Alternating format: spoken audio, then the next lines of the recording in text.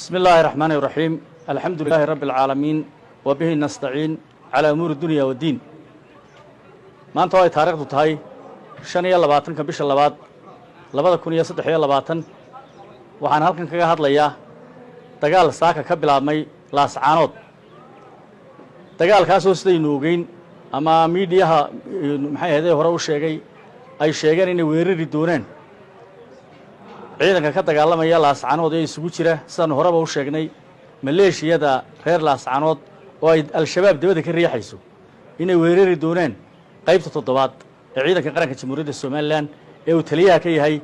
sareeye guuto Mahad Cambaashi balanta ay hore u qaadeen oo ay rumeeyeen waxa ay sameeyeen saaka weerar bay ku soo qaadeen qaybta toddobaad weerarkay ku soo qaadeen ciidanka qaranku isagoo resistant u leh awood u leh inuu isdifaaco wuu iska difaacay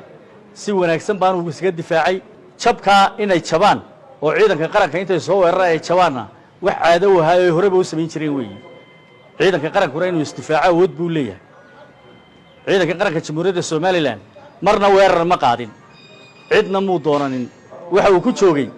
xabad joojintii lagu amray ee dawladdu ku amartay in la sameeyo doona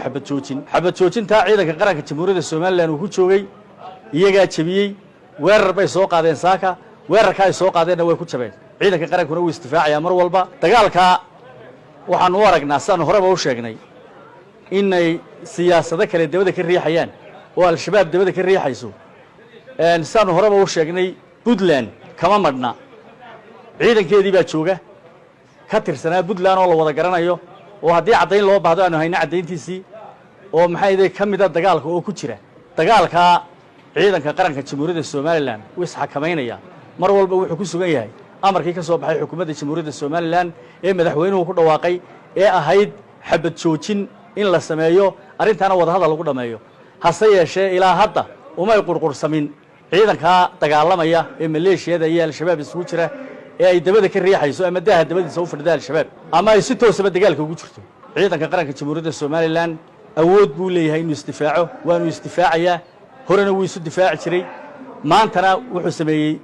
maxay ahayd wuu isdifaacay oo magaalada intii badneed ciidanka qaranka jamhuuriyadda Soomaaliland maanta gacanta ku haya. Assalaamu calaykum wa rahmatullaahi wa barakaatuh.